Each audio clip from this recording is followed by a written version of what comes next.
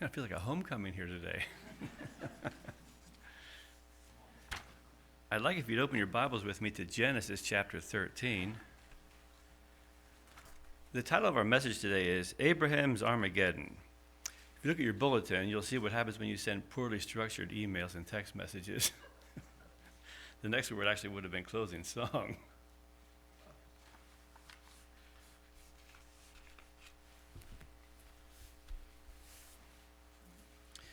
Genesis chapter 13, beginning in verse 14.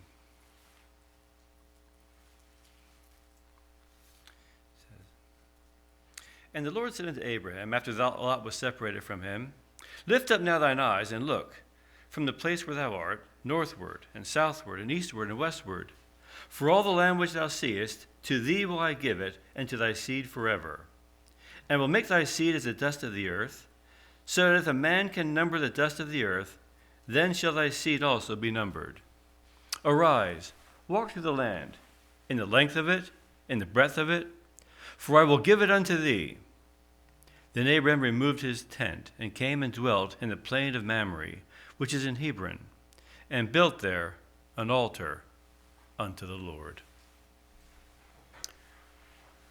One of the great things about the Bible is its ability to bring significance to everyday ordinary events. Here in the verses we just read, we see Abraham moving about, going from place to place, engaging in the common day-to-day activities of life as he attempts to live out God's instructions for him. Much of our Christian experience today is made up of that same day-to-day routine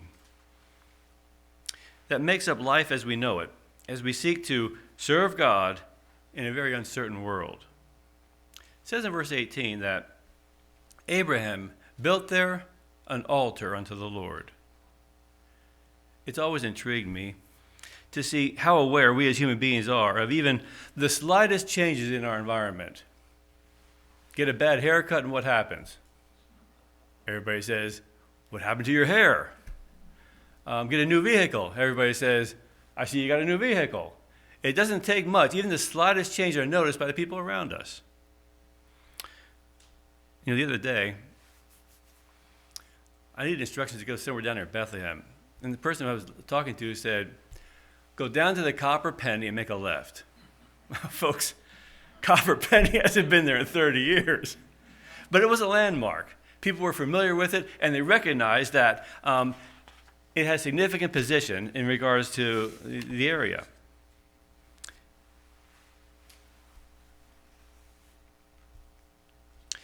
When Abraham built that altar there in the plains, the low rolling hills surrounding Hebron, he may as well have put up a billboard saying, I serve the God of heaven, because everybody passing through that area was going to see it, notice it, and recognize it. When you tell your friends or co-workers, I can't go bowling Wednesday night because I'm going to prayer meeting, you're setting up an altar. When you have to tell your boss, I can't work on Saturdays anymore because I'm going to church, you're setting up an altar. When you tell your children to turn off the TV because it's time for evening worship, you're setting up an altar in your home. And the message you're delivering is always the same. It's that there is a God in heaven, and we need to be serious about serving him. Now, it's interesting. The thing is that while we're busy trying to serve God, the world around us isn't just sitting around doing nothing. It's busy pursuing its own goals and objectives, and that's where things can become a little bit interesting sometimes. Because most of the tests and trials that we have come to us while we're engaged in the everyday, ordinary events of life.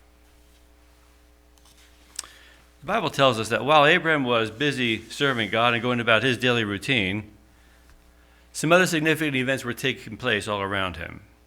In Genesis chapter 14, beginning in the first verse, it says, And it came to pass in the days of Amraphel, king of Shinar, and Arioch, king of Ellasar, and Chedorlaomer, king of Elam, and Tidal, king of the nations, that these made war with Bar, king of Sodom, and with Bishra, king of Gomorrah, and Shema, king of Admah, and a couple other people. And in verse 3 it says, all these were joined together in the vale of Siddim, which is the Salt Sea. 12 years they served Chedorlaomer, and in the 13th year they rebelled. In the 14th year came Chedorlaomer, and the kings that were with him, and smote the Rephanims and the Ashtoreth, Kajiram, and the Zuna, and a couple of other people. And in verse 6 it says, and the Horites, and there Mount Seir, and El Paran, which is in the wilderness. And they returned and came to Mishpat, which is Kadesh, and smote all the country, and the Amalekites, and also the Amorites that dwelt in Heshbon and Tamar. And there went out the king of Sodom, and the king of Gomorrah, and the king of Adam, and the king of Zebulun, and the king of Bela, and which is Zoar, and they joined battle with them in the vale of Siddim, with Chedorlaomer, the king of Elam, and with Tidal, the king of the nations, and the rest of the gang there. And it says in verse 10, and the vale of Siddim was full of slime pits, and the kings of Sodom and Gomorrah fled, and there fell there, and there remained that fled to the mountains. They took all the goods of Sodom and Gomorrah, and all the victuals, and they went their way. And they took Lot, Abrams' brother's son, who dwelt in Sodom, and his goods, and departed.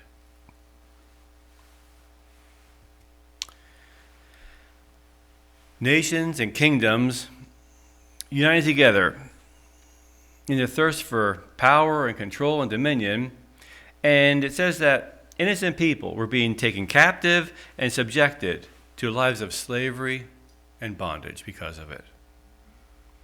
And in verse 13 it says, there came one that had escaped and told Abraham the Hebrew, for he dwelt in the plain of Mamre, the Amorite, brother of Eshcol, and brother Anar. These were confederated with Abraham. And when Abraham heard that his brother was taken captive, he armed his trained servants, born in his own house, 318, and pursued them unto Dan. As Abraham listens to this person, who was probably one of Lot's herdsmen, tell the story, he realizes that if he doesn't do something, the people of Sodom and Gomorrah and his brother-in-law are going to be taken as slaves to serve for the rest of their lives in that capacity. It says,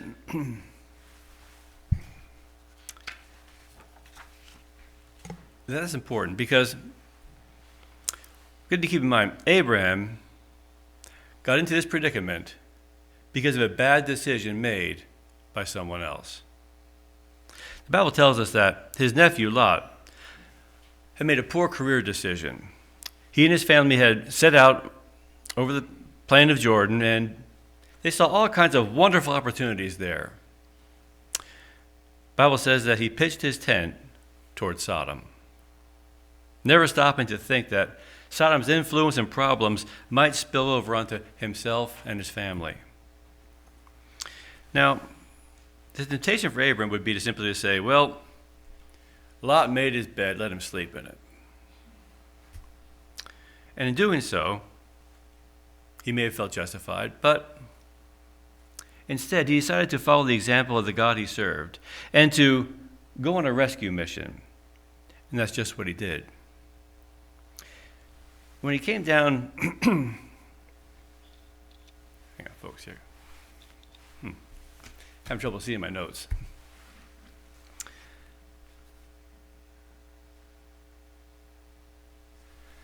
Follow the example of God who took the initiative to come down here to this earth to save us. But the Bible makes it clear that Abram didn't act alone. Apparently, he had neighbors who, although they didn't really worship the God he served, they were still concerned about the same issues and the freedoms that he embraced as well. And it says in verse 14, he was united with Mamre the Amorite, Eshcol his brother, and Honor. These were confederated with Abraham. The heads of these tribal families joined together, which is kind of interesting, because Abraham really hadn't been in this area that long, probably 3 or 4 years. And yet in that time, they'd seen something about Abraham that made them realize that he was somebody that they could count on and join with in order to accomplish significant things in their area. Now, going on in verse, where are we here?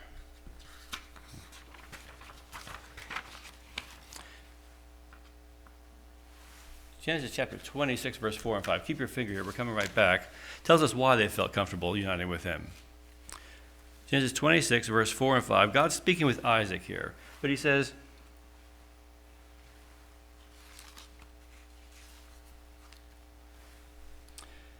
"And I will make thy seed to multiply as the stars of heaven, and I will give unto thy seed all the countries, and thy seed shall all the nations of the earth be blessed.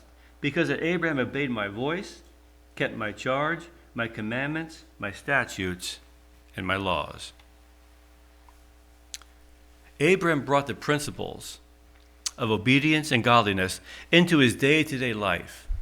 And the people around him saw it and recognized that here was a man with integrity who they could count on in difficult times. Going back to chapter 14 again, verse 15 it says,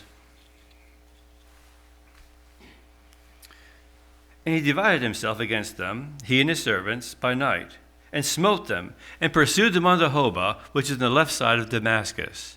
And he brought back all the goods, and brought also again his brother Lot, and his goods, and the women also, and the people." We see Abraham returning to a conqueror's welcome as kings and priests come out to meet him. Look at verse 17. It says, "And the king of Sodom went out to meet him after his return from the slaughter of Chedorlaomer and the kings that were with him at the valley of Sheva, which is the king's dale. And Melchizedek, king of Salem, brought forth bread and wine, and he was a priest of the Most High God. And he blessed him and said, Blessed be Abraham of the Most High God, possessor of heaven and earth. And blessed be the Most High God, which has delivered thine enemies into thine hand. And he gave him tithes of all."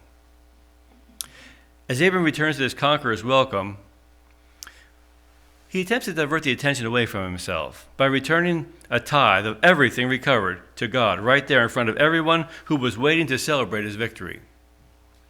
But perhaps the most significant event of this whole account takes place in the following verses, in verse 21. It says, "And the king of Sodom said unto Abraham, Give me the persons, and take the goods to thyself. And Abraham said to the king of Sodom, I have lifted up mine hand unto the Lord, the Most High God, the possessor of heaven and earth, that I will not take from thee a thread even to a shoe latchet, and that I will not take anything that is thine, lest thou shouldst say, I have made Abraham rich, save only that which the young men have eaten, and the portion of the men which went with me, Arner, Eshcol, and Mamre. Let them take their portion."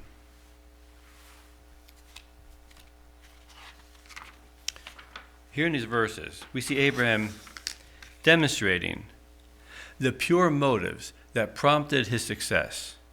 If he had kept the property that he now had legal right to from these people who had already suffered so much, he would have been perpetuating the same grasping mercenary spirit that prompted the invaders themselves.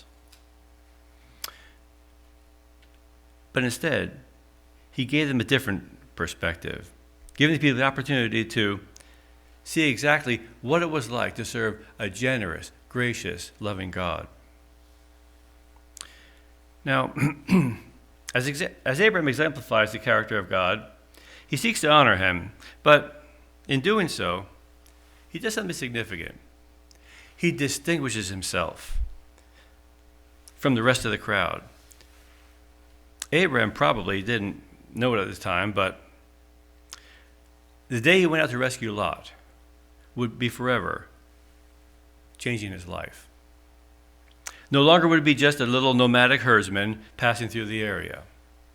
Now, he was a powerful, prominent, influential person who was known throughout the region of Palestine. He was also making himself a prime target for revenge from all of these kings he had just conquered. And God steps in to do something for him. It's recorded for us in chapter 15, verses 1 and 2. It says, after these things, the word of the Lord came unto Abraham in vision, saying, Fear not, Abraham, for I am thy shield and thy exceeding great reward. And Abraham said, God, what wilt thou give me, seeing I go childless, and the steward of my house is this Eliezer of Damascus? If you're thinking Abraham's statement here has nothing to do with what God is saying to him, you're absolutely right. God comes to him in a vision and says, I'm going to protect you and bless you. And Abraham essentially says, big deal, I don't have any kids. As we see a crisis developing here, in Abraham's experience with God, notice verse 3. It says, And Abraham said, Behold, to me thou hast given no seed, and lo, one born in my house is mine heir. For the past 8 years, Abraham has been wandering around the countryside, living in a tent. A tent, folks, on land he doesn't own. Waiting and trusting, hoping that God will fulfill his promise to him. And each year slips by, the pressure begins to build a little more. He isn't getting any younger. And the reality is beginning to set in just a little bit. And what he really wants to know is, when the nations around him are all in conflict, and the store shelves are empty, and he's suffering because of other people's poor decisions, and turmoil and corruption is everywhere around him, can he really count on the promises of God? And you know, I can understand what he's saying here because, frankly, I've wondered the same thing. You see, I have no doubt that the gospel message is going to go to the entire world. I have no doubt that there will be a time of trouble or that Christ will come again to deliver his people. I'm sure of all that. But what I'm concerned about is, while God is busy working in the nations, governments, and cities of this world to accomplish his purposes, and things are getting messy, and people and institutions are becoming agitated, will he still be faithful in his promises to me? Or will he just fall through the cracks and be forgotten about? It's an important question, isn't it? Abram was wondering, and we can sometimes wonder today too. You see, all the while Abraham has been living and working and worshiping and acting on God's behalf, inside there's been a conflict building. It's going on in his mind. And it's as real as the battle he's just fought with the invading kings. You know, there may be some of you here today who, even while you're sitting here in nice clothing, coming to worship God, have a battle going on in your mind. There's doubts, there's fears, there are uncertainties. At home, there are bills and responsibilities you don't know how to meet, children who are breaking your hearts, ongoing problems and concerns that you've taken to God repeatedly and still haven't been resolved. And like Abraham, you begin to wonder if you can really count on God or not for the everyday things in life. In chapter 15, verse 4, it goes on, and it says, And behold, the word of the Lord came unto him, saying, This shall not be thine heir, but he that shall come forth out of thine own bowels shall be thine heir. God reconfirms his promise to him right here. And going on in verse 5, it says, And he brought him forth abroad and said, Look now toward heaven, and tell the stars if thou be able to number them. And he said to him, So shall thy seed be. And he believed the Lord, and he counted to him for righteousness. And he said unto him, I am the Lord that brought thee out of the land out of Ur of the Chaldees to give thee this land to inherit it.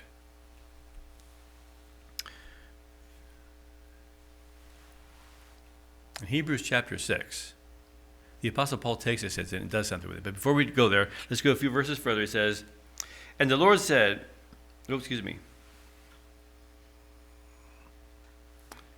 verse 10. And he took him unto him all these and divided them. Verse 9. And God said to him, take thee an heifer of 3 years old, and a she-goat of 3 years old, and a ram of 3 years old, and a turtle dove of 3, and a young pigeon. And he took him all these things and divided them in the midst of them, and laid each piece one against another. But the birds he divided not. And going on into verse 17, it says, and it came to pass that when the sun went down and it was dark, behold, a smoking furnace and a burning lamp passed between these pieces. In the same day the Lord made a covenant with Abraham, saying, unto thy seed have I given this land, from the river Egypt unto the great river Euphrates. The Apostle Paul takes this incident and he makes it relevant to us in Hebrews chapter 6. I'd like if you go there with me. Keep your finger here. We're coming back. Go to Hebrews chapter 6.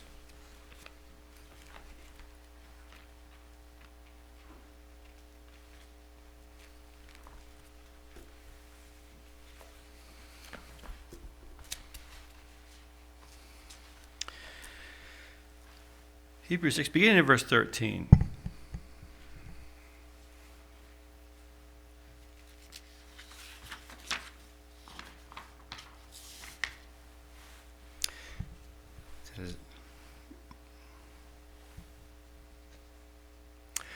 For when God made promises to Abraham, because he could swear by no greater, he sware by himself, saying, surely blessing I will bless thee, and multiplying I will multiply thee.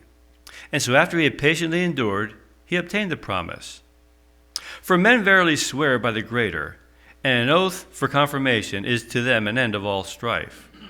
Wherein, God willing to be more abundantly to show unto the heirs of promise the immutability of his counsel, confirmed it by an oath, that by two insurmountable things which it was impossible for God to lie, that we might have a strong consolation, who have fled for refuge to lay hold upon the hope set before us. Which hope we have, as an anchor to the soul, both sure and steadfast, which is entered into that within the veil. Wherefore, whither the forerunner is for us entered, even Jesus, made an high priest forever, after the order of Melchizedek. Don't miss what Paul is saying here. He's telling us that Jesus' entrance as our high priest into the sanctuary in heaven is a guarantee that all of God's promises will be fulfilled to us.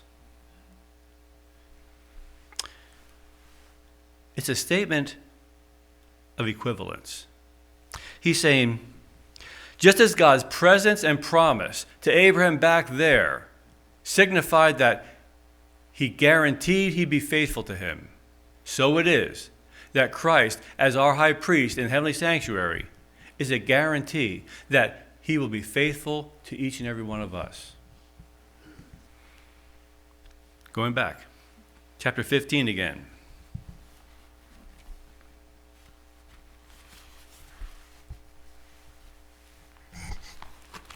God directs Abram's attention towards something in verse 7. Genesis 15, verse 7. It's got to be here somewhere. It says, and he said unto him, I'm the Lord that brought thee out of Ur of the Chaldees to give thee this land to inherit it. God essentially says to Abraham, think back to where I brought you from. That's important for us today too. Think back to the things that God has brought you through. You know, that's why it's good to have a diary of some sort. To write down significant events that you've prayed about, that God has answered and brought you through. Because when we come into another difficulty, what does it provide for us? A foundation to substance, to look back and say, He got me through that. He got me through that. He's still with me, guiding and directing. I know he'll get me through this next thing.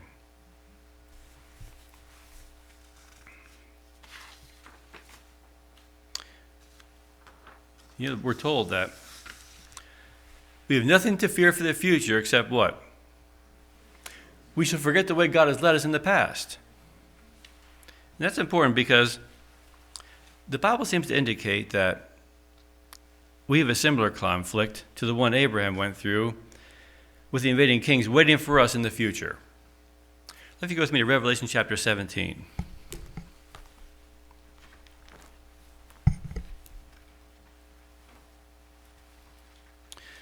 Revelation 17, looking at the first two verses. It says, "And there came one of the seven angels which had the seven vials, and talked with me, saying to me, Come hither, I will show thee the judgment of the great whore, who sits upon many waters, with whom the kings of the earth have committed fornication, and the inhabitants of the earth have been made drunk with the wine of her fornication." Revelation here depicts a time when the religious and civil powers of our world will unite to take captive the hearts and minds of men and women.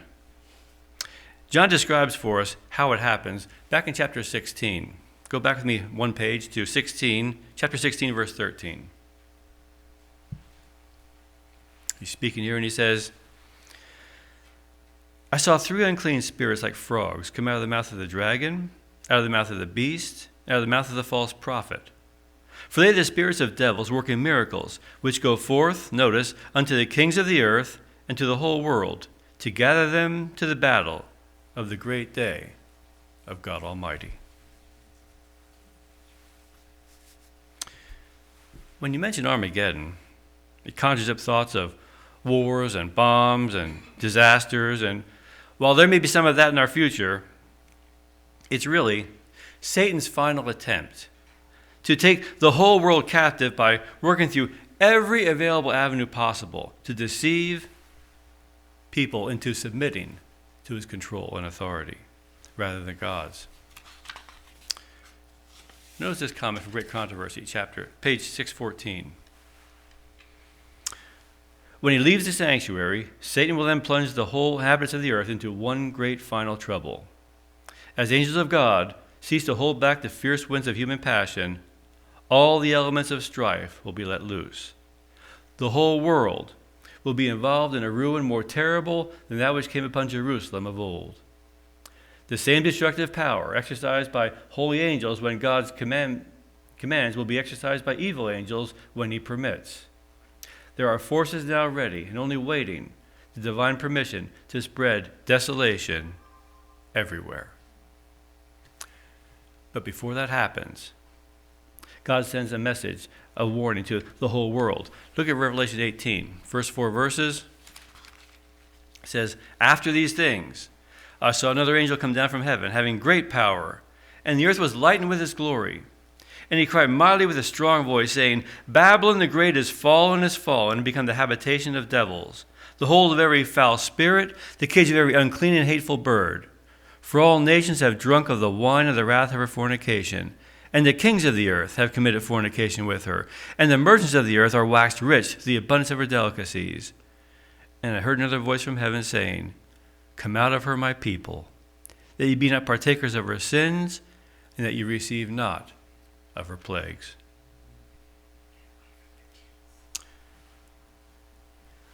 Back in Abrams' day, when God didn't send him out himself against the kings, did he? It says he gave him the help of people around him who had come to respect him and the God he served. In John chapter 10, verse 16, Jesus said that he has many sheep who are not of this fold. They also must be gathered. Notice this comment from Selected Messages, Volume 3. "There are many souls." How many? Many souls. "To come out of the ranks of the world, out of the churches, even the Catholic Church, whose zeal will far exceed those who have stood in the rank and file to proclaim the truth before. For this reason, the 11th hour laborers will receive their penny or their reward. These will see the battle coming and will give the trumpet a certain sound. when the crisis is upon us, when the season of calamity shall come, they will come to the forefront, gird themselves with the whole armor of God, and exalt his law, adhere to the faith of Jesus, and maintain the cause of religious liberty. So how can we be sure that we don't lose our place in all of this? Well, go back to Revelation 16 again, verse 15. Jesus is speaking here. It's in red. He says, "Behold, I come as a thief. Blessed is he that watcheth and keepeth his garments, lest he walk naked, and they see his shame." It's easy to read this passage and to come away with the idea that Jesus is calling on us to be alert to the signs of his coming. And that's true. But it's actually a little bit more involved than that. His warning here is drawn from the administration of the temple in Jerusalem. In Edersheim's commentary on the sanctuary, he says that there were 24 guard stations around the perimeter of the sanctuary. They were manned by the Levites, and they had one job to fulfill: to make sure that nothing that would defile the sanctuary was allowed to enter in. During the day, when there were people coming and going, activity was going on, it wasn't too hard to stay awake. But at night, when the hours got long and nothing was happening, it became a challenge. The punishment for falling asleep on duty was to be beaten or flogged. But there was another punishment that's recorded that was actually more common. The chief priest, as he made his rounds, if he came upon someone who was sleeping at his post, would simply take his lamp and touch it to the hem of the garment he was wearing. And you can imagine the picture. Somebody wakes up from a sleep with their clothes on fire.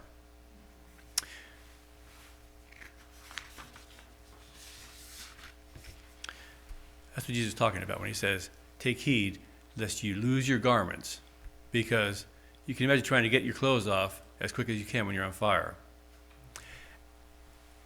And the point is that we've got watching to do. Today, we're living in the nighttime of Earth's history, and it's easy to let your guard down just a little bit.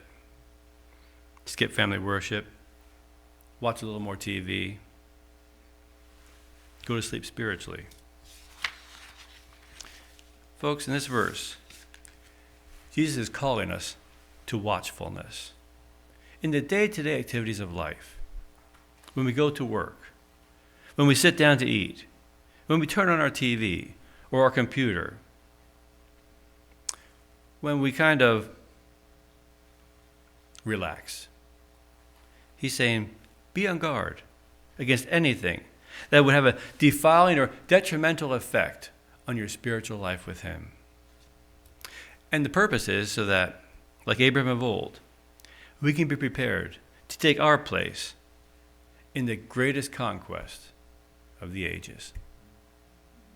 Our closing hymn today is going to be hymn number 600, "Hold Fast Till I Come."